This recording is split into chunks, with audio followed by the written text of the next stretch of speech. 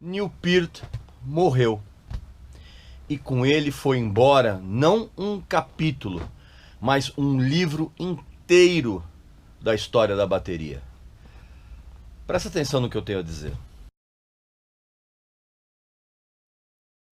Meu amigo e minha amiga, infelizmente a gente recebeu a notícia, sexta-feira passada, de que o Neil Peart, o batera do Rush, faleceu, vitimado por um câncer no cérebro que ninguém sabia que existia, a não ser, evidentemente, os integrantes da banda e as pessoas mais próximas a ele. Antes de eu continuar com esse papo, evidentemente que você vai fazer aqui a sua inscrição no canal, aqui, como você já sabe, visitar a nossa loja, que tem uns produtos legais. E hoje eu não vou mostrar a caneca, porque hoje eu não tô animado para fazer isso.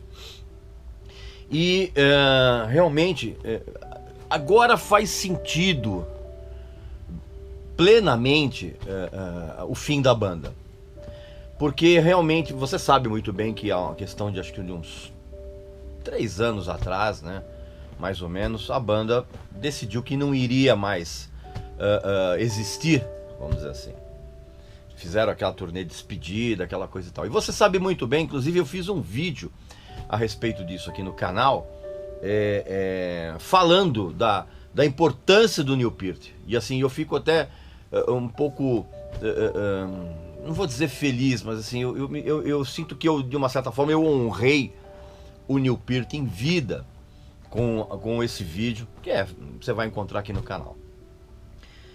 E nesse vídeo eu falei que realmente a banda tinha terminado, porque o Alex Lifeson estava com um problema sério de artrite, o Neil Peart estava também com grandes problemas de saúde, não só tendinite, artrite, como ele tinha uma infecção nos pés.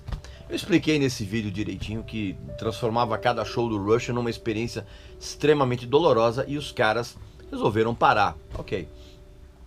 Mas agora, com a morte do Neil Peart e sabendo que ele há 3 anos... Em 3 anos ele já vinha se tratando contra esse câncer no cérebro, aí faz sentido, porque faz ainda mais sentido o fato da banda ter terminado e ter terminado no auge. Esse vídeo, na verdade, ele tem uma intenção, além de realmente prestar mais um tributo ao Neil Peart, mas ele tem também a intenção, cara, de fazer com que você... É óbvio que se você gosta do Rush, como eu, adoro o Rush, é óbvio que você já conhece o trabalho da banda, você sabe de todas as qualidades do Neil Peart como baterista, como letrista, aquela coisa toda. Mas a intenção desse vídeo é chamar a atenção para quem realmente nunca prestou atenção na excelência do Rush e principalmente no trabalho rítmico do Neil Peart, que é uma coisa, sempre foi algo assombroso. Eu acho uma bobagem esse papo. Muita gente escreve para mim dizendo: escuta, quem foi melhor, fulano ou ciclano, né? Eu acho isso uma bobagem, cara, porque a coisa esse conceito de melhor, ele é muito relativo, né? Melhor em quê? Mas eu não tenho a menor dúvida em colocar o Neil Peart numa lista dos 3 bateristas mais espetaculares de todos os tempos, em todos os gêneros musicais. Minha lista. Eu não vou conseguir traduzir em palavras assim, o impacto que foi você em 1975. Eu tinha 15 anos de idade e eu já adorava o primeiro disco do Rush. Eu tinha ficado absolutamente surpreso com esse disco aqui, né, o Rush, que era evidentemente que tinha uma influência do Led Zeppelin muito grande, mas era um hard rock sensacional. Isso na época, em 1974, né, esse disco é de 74, foi um soco na cara, né, da molecada da época que gostava de rock. Mas eu não vou conseguir traduzir em palavras o impacto que foi quando a gente visitando as lojas de discos dos bairros, ou dos grandes supermercados, mas na loja dos bairros, no meu caso. E aí na seção de novidades tinha aparecido o segundo disco do Rush, que é essa capa icônica que é o Fly By Night. E aí a gente, né, pô, legal, mais rockão, não sei o que, e aí você leva o disco pra casa, na época era o LP, aliás, isso é uma coisa que eu me arrependo muito, cara, porque era muito, na hora que surgiu o CD, era muito tentador você ouvir o Rush sem aquele barulhinho do vinil. E eu fiz a burrada de passar os meus discos, os meus LPs do Rush na época. Passei pra frente pra pegar em CD, cara, como eu me arrependo disso. Mas isso é outra história. E aí a gente pegou o Fly By Night, que essa capa era sensacional, né, cara? Imagina, 1975. E eu lembro de colocar o Fly By Night na vitrola, esperando uma continuação do primeiro disco do Rush. E aí logo de cara, na primeira música, na Anthem, já entra um negócio tão absurdo, tão diferente. E a gente, eu sinceramente não tinha nem notado que tinha trocado o baterista. E aí aquela coisa entrou Anthem, depois entrou Best I Can. Ao longo da audição do disco, o meu cérebro foi derretendo, foi escorrendo pelas orelhas. E na hora que eu peguei a contracapa, que eu vi, cara, eu falei, meu, é outro batera. E o som tinha mudado. Ele continuava pesado, né? Ele continuava com aquela pegada de hard rock, mas ele tinha se aproximado do rock progressivo. E assim continuou ao longo da discografia do Rush, né? Esse disco aqui também, por exemplo, que ninguém dá a menor... É um disco meio subestimado, mas eu acho sensacional, que é o Carriers of Steel. E aí veio depois a obra-prima, que é o 2112, né? O 2112, que a gente chama de 2112 aqui.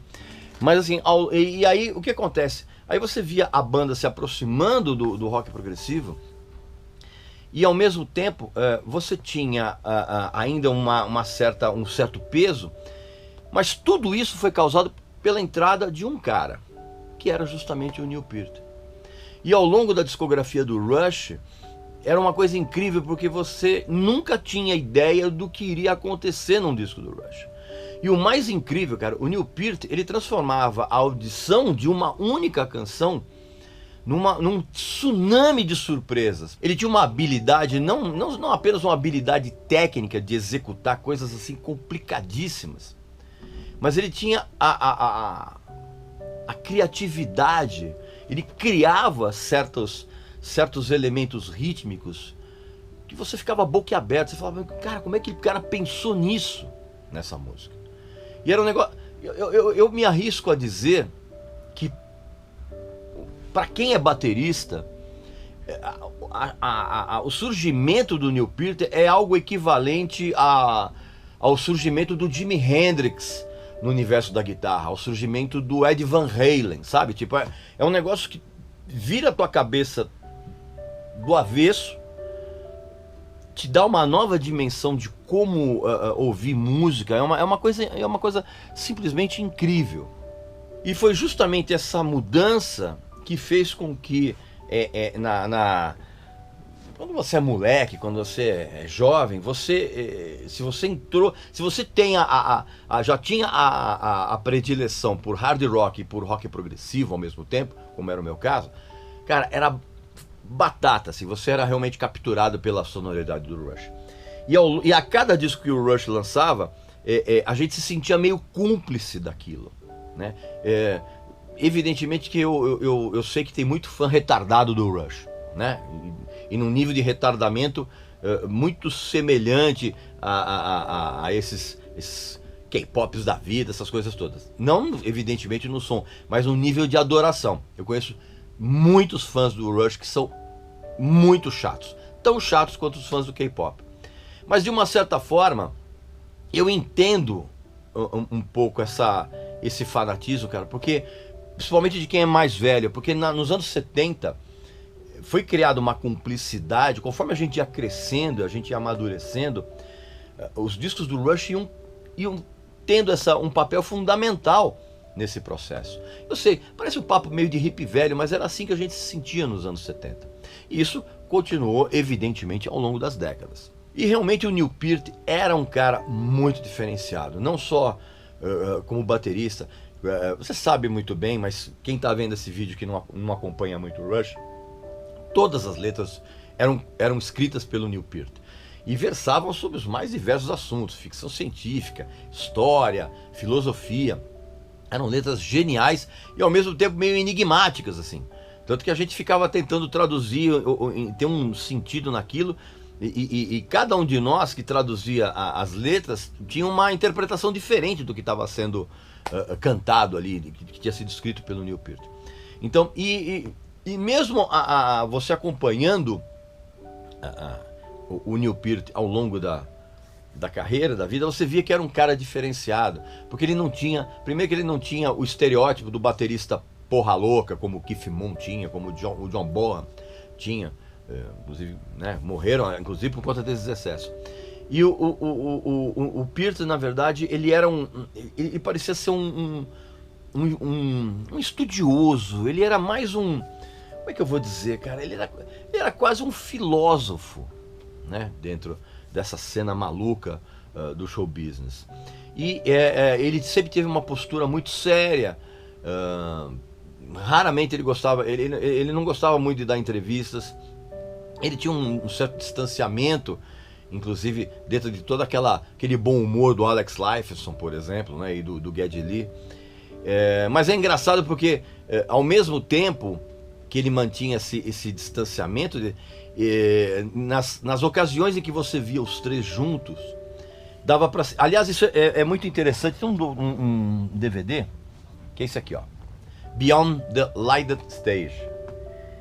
E aí, quando você assiste esse DVD, que é sensacional, cara, você percebe que em todas as ocasiões em que o Neil Peart ele está junto do Alex Lifeson e do Geddy Lee, ele age de uma maneira meio infantilizada. É muito engraçado isso. E demonstra que ele, na verdade, ele sempre foi o caçula da banda, né? Isso, nesse DVD, nesse documentário que é maravilhoso, fica muito claro isso. E ele meio que age como o caçula, né? Tem alguns vídeos na internet mostrando umas palhaçadas entre ele e o Alex Lifeson, por exemplo. Ele conseguiu manter uma criança dentro dele.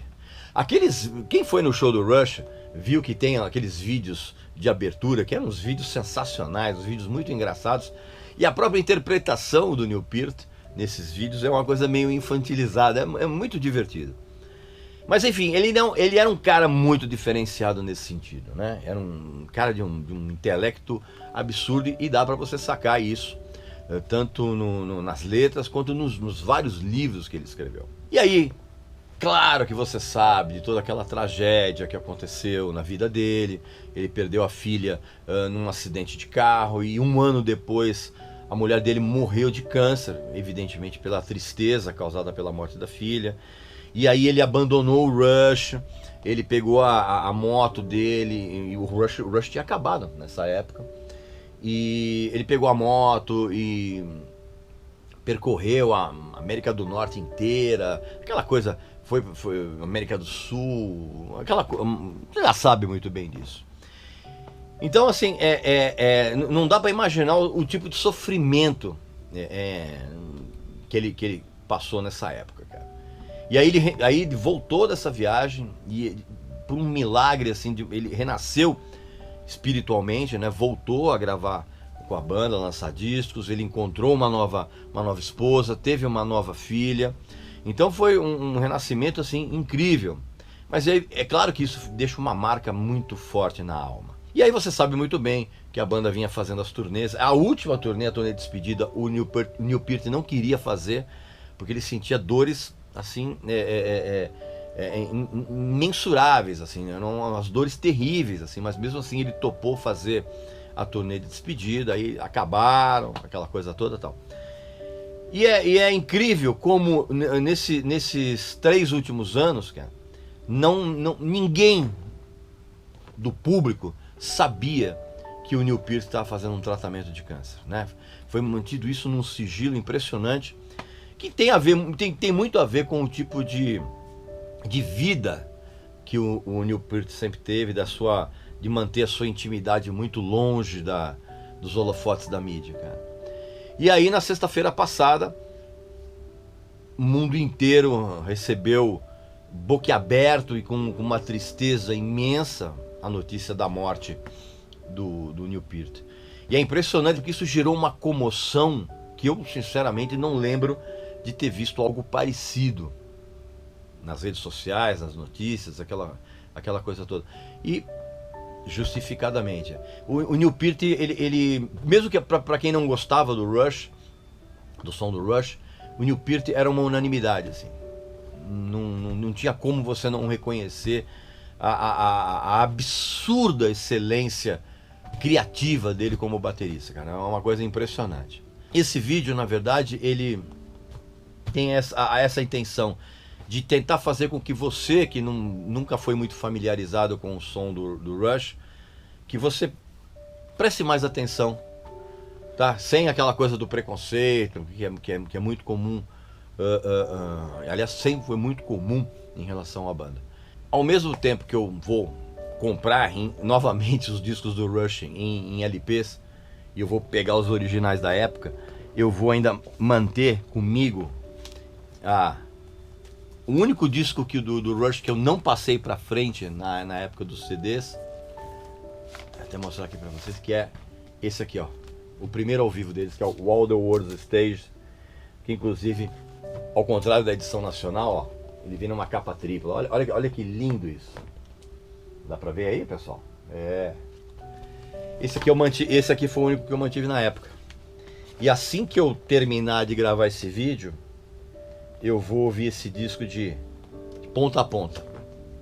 É uma maneira de prestar mais um tributo a um músico que foi muito importante na minha maturidade musical.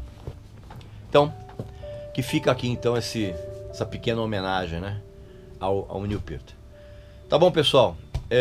Não esquece de fazer aqui a sua inscrição no nosso canal, que você já sabe muito bem como é. Visitar a nossa loja, né? Tem uns produtos muito legais. E eu volto na semana que vem com mais um vídeo aqui interessante para vocês. Tá legal? Um abraço.